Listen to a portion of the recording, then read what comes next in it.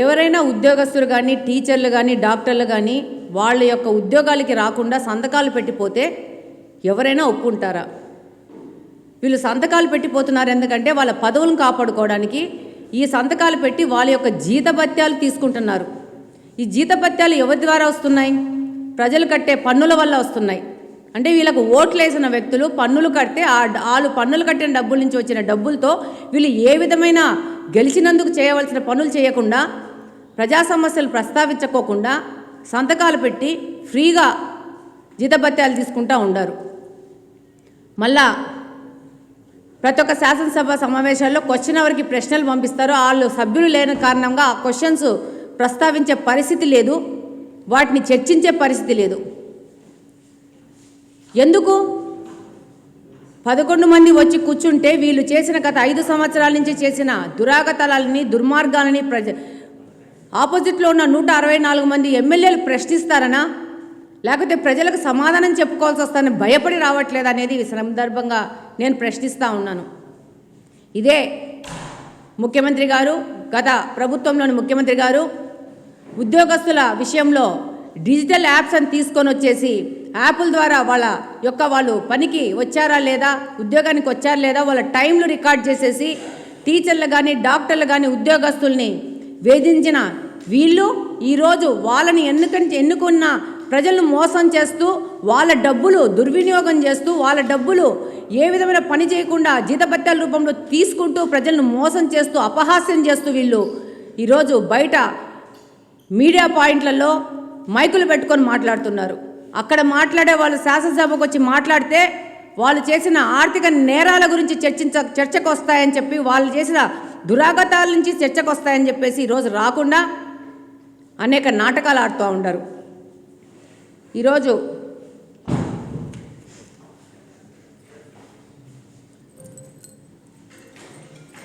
పదకొండు మంది శాసనసభ్యులకి నేను ఒక విన్నపం చేసుకుంటా ఉన్నాను.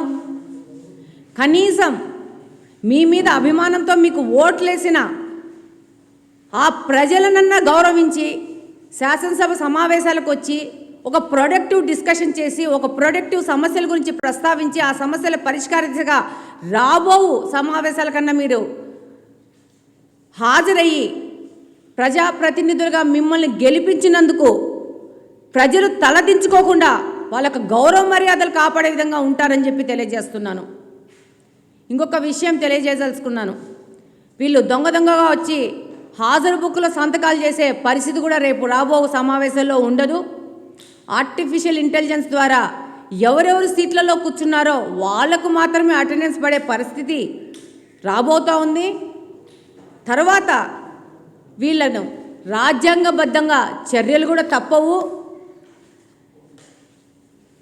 ఏదో మీ నాయకుడు చెప్పాడని చెప్పేసి శాసనసభ సమావేశాలు రాకపోతే రాబో కాలంలో అపహాస్యం పాలయ్యేది ఒకరి ప్రోద్బలంతో రాకుండా ఉన్న ఎమ్మెల్యేలకు కూడా తగులుతుందని చెప్పి ఈ సందర్భంగా తెలియజేసుకుంటున్నాను.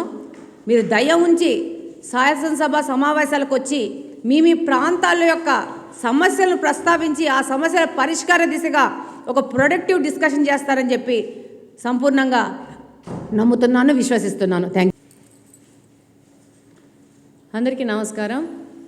ఈరోజు 16వ శాసనసభ ఏర్పడి 4వ శాసనసభ సమావేశాలు జరుగుతూ ఉన్నాయి.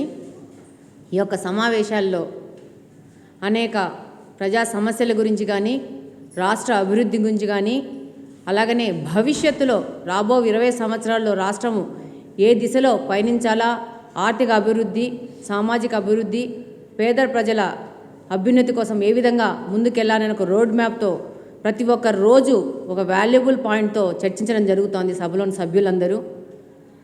కానీ ఈ సమావేశాలకి వైఎస్ఆర్సీపీ పార్టీకి చెందిన 11 మంది ఎమ్మెల్యేలు హాజరు కావట్లేదు. ఈరోజు 4వ సభలో చివరి రోజు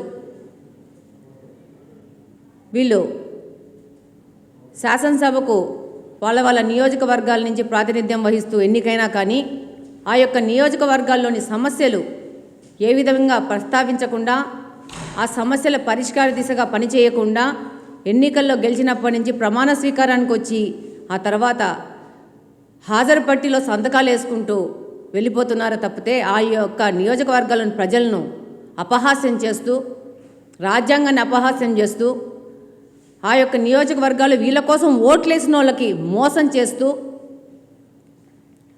ఈ విధంగా వీళ్ళు ఈసారి సమావేశాలకి రాకుండా వీళ్ళు ఉంటున్నారు. ఇదే